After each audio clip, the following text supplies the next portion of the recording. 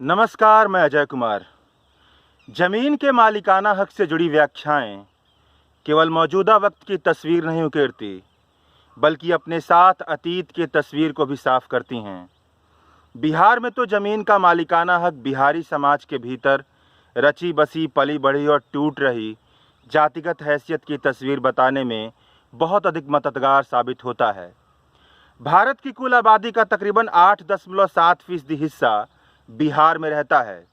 यह देश की तीसरी सबसे बड़ी आबादी वाला राज्य है। बिहार का सामाजिक जीवन गांव में रचा पला बढ़ा है।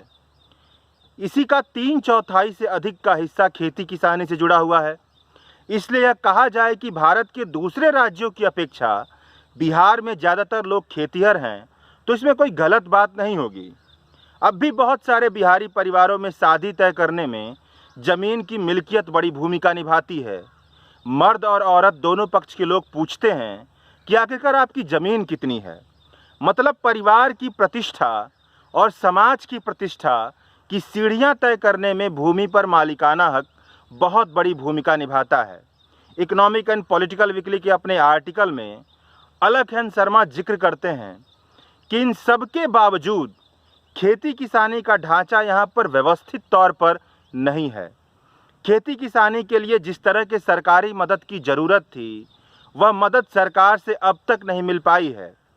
बिहार में हाशिए पर पड़े हुए लोगों के सशक्तिकरण का इतिहास खंगाला जाए तो इसकी शुरुआत आज़ादी के पहले से कही जा सकती है। लेकिन 1970 और 90 के बीच सशक्तिकरण के आंदोलनों ने जोर पकड़ना शुरू किया। इस समय बिहार की तकरीबन 80% आबादी खेती किसानी से जुड़ी हुई थी। खेती किसानी ही बिहार की अर्थव्यवस्था की रीढ़ थी। अधिकतर ज़मीनें ऊंची जातियों के पास थी। ब्राह्मण, भूमिहार, राजपूत जैसी जातियों का ज़मीनों की हकदारी पर बोलबाला था। बची खुची ज़मीनें यादव, कोयरी और कुर्मी जैसे अन्य पिछड़ा वर्ग के जातियों के पास थी। फिर भी पिछड़ा वर्ग से जुड़े सभी जातियों के अधिकतर लोग भूमिहीन थे। जमींदार हिंदू धर्म की ऊंची जातियों से ताल्लुक़ रखते थे और मुस्लिम धर्म के अफसर समुदाय से। इसलिए ऊंची जातियों का बिहार के ग्रामीण इलाकों के रोजाना के जीवन में मजबूत दखल था। किसी को मजदूरी कितनी मिलेगी, समाज का रहन सहन क्या होगा और रहने की आपसी तौर तरीके क्या होंगे, कोई झगड़ा हुआ तो उसका निपटारा कैसे होगा, इन सारे विषयों पर ऊंची जातियों की सलाह अनिवार्य थी। और इस सलाह को समाज का आदेश मानकर लोग मानते भी थे। इस तरह से ज़मीन के मालिकों ने एक ऐसी व्यवस्था भी बना ली थी जिसमें एक ऐसी कृषि प्रणाली विकसित हुई जिसके केंद्र में शोषण था। खेती किसानी करने वाली बहुत बड़ी आबादी कर्जे के जाल में फंसती चली गई। अगर सारी प्रवृत्तियों को संक्षेप में बांधने की कोशिश की जाए तो यह कहा जा सकता है कि समाज के हाशिए पर समाज का बहुत बड़ा हिस्सा रहता था, जबकि यह बहुत बड़ा हिस्सा ऊंची जातियों के बहुत ही छोटे से समूह द्वारा कंट्रोल होता था। ऊंची जातियों के पास समाज की अधिकतर ज़मीनें थीं।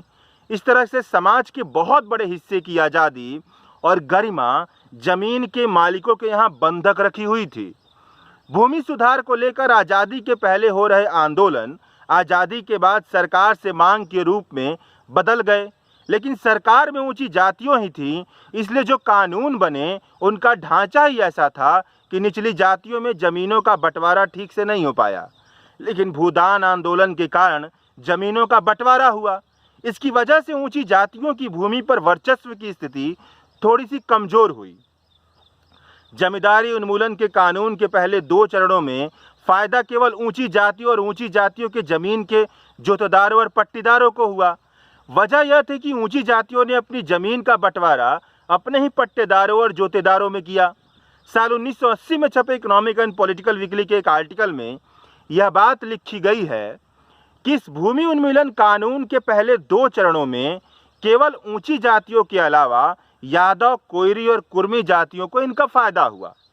साल 1972-73 में भूमि सुधार कानून में बदलाव किया गया। नियम यह बना कि एक निश्चित सीमा से अधिक ज़मीन किसी के पास नहीं होगी। बाग, बगीचे, चरवाहे, फुलवारी सारी ज़मीनें एक साथ मिलाकर जोड़ी जाएंगी और यह तय किया जाएगा कि किसी के पास कितनी ज़मीन है। निश्चित सीमा से अधिक ज़मीन होने पर उस ज़मीन पर मालिकाना हक सरकार का होगा। यह नियम आने के बाद साल 1972 में राज्य द्वारा नियंत्रित भूमि 22% हो गई। लेकिन फिर भी जमींदारों ने अपनी भूमि को अपने पास रखने के लिए कई तरह के रास्ते ढूंढ निकाले, जैसे कि निश्चित सीमा से अधिक भूमि यानी अधिशेष भूमि पर बेनामी संपत्ति घोषित कर देना और गैर कानूनी तरीके से उसका मालिक बने रहना, अपने सगे संबंधी और अपने अधीन काम करने वाले लोगों के बीच जमीन का बंटवारा कर देना, जिससे अप्रत्यक्ष तौर पर जमीन का मालिकाना हक जमींदार के पास ही रहे। अधिशेष जमीन पर मंदिर, तालाब, पुस्तकालय बनवाकर जमीन पर मालिकाना हक बनाए रखना। इन सारे अतिक्रमणों के बावजूद यह तो हुआ कि जमीन का संकेंद्रण टूटा, जमीन के मालिकाना हक में थोड़ा बहुत बिखराव हुआ। जमीन उच्च जातियों की सिवाय थोड़ी बहुत दूसरी जातियों में भी पहुंची। लेकिन जमीन तो केवल जमीन होती है, इस पर पैदावार करने के लिए बहुत सारी दूसरी चीज़ों की भी ज़रूरत होती है। उन दिनों केंद्र सरकार कृषि को लेकर केवल सिंचाई पर ध्यान देती थी। बिहार में ऐसा हो रहा था, इसलिए जिन इलाकों में सिंचाई की व्यवस्था बन पाई, बस वहीं ठीक ठाक पैदावार हुआ। खेती किसानी तभी मुनाफे में बदल सकती थी जब जमीन अधिक होती और सरकारी मदद अधिक मिलती। खेती किसानी को यह दोनों नसीब नहीं हुआ, वह पिछड़ गई। केंद्र सरकार ने अपनी योजना में उद्योगों को प्राथमिकता देना शुरू किया, उद्योगों के लिए उच्च शिक्षा को प्राथमिकता देना शुरू किया। यही कांग्रेस की भी योजना थी। कांग्रेस से सजी हुई क्षेत्रीय दलें बिहार में शासन कर रही थीं। इनमें उच्च जातियों की भरमार थी। इन लोगों को भी यही ठीक लगा, जब जमीन चली गई तो दूसरी तरफ देखा जाए, और राज्य ने हूबहू केंद्र का नकल कर लिया, इसलिए कृषि का विकास नहीं हो पाया। बिहारी समाज की यही सारी कहानी 1970 और 80 के आसपास की कहानी है। इसके बाद अगड़ी जातियां पारंपरिक पेशे से अलग होते हुए सरकार और नौकरशाही का हिस्सा बनती हैं, और हाशिए पर मौजूद अगड़ी जातियों के अलावा सभी जातियां तो हाशिए पर रहती हैं, लेकिन इनमें से कुछ एक जातियां जैसे यादव और कुर्मी जातियां थोड़ी बहुत सशक्त होती हैं, और बिहार में अगड़ी जाति बनाम पिछड़ी जाति का तीखा संघर्ष सामने आता है। साल 1970 से लेकर अगले 30 सालों तक बिहार में जातिगत संघर्ष ने कई लोगों की जान ले ली। यह अनुमान लगाया जाता है कि तकरीबन 700 लोग इस संघर्ष में मारे गए। इस संघर्ष में मारे गए अधिकतर लोग अनुसूचित जाति से संबंध रखते थे। लोक स्मृतियों की माने तो इसकी शुरुआत 1977 के पास पटना के बेलछी नरसंहार से हुई, जिसमें अनुसूचित जातियों के 14 लोगों की दिन दहाड़े हत्या कर दी गई थी। सबसे ज़्यादा लोग साल 1994 से लेकर साल 2000 के बीच मरे।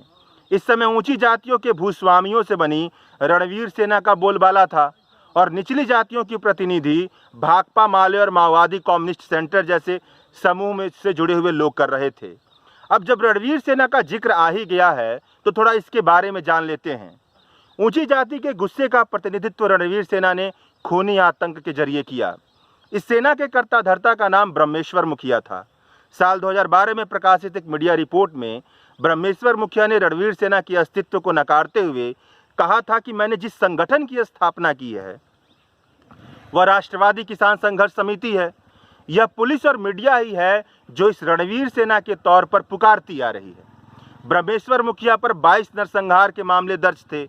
इस संगठन का प्रतीक खून की गिरती हुई बूंदें थीं, जिसे इस संगठन ने विरोध, बदला और बलिदान जैसे शब्दों से परिभाषित किया था।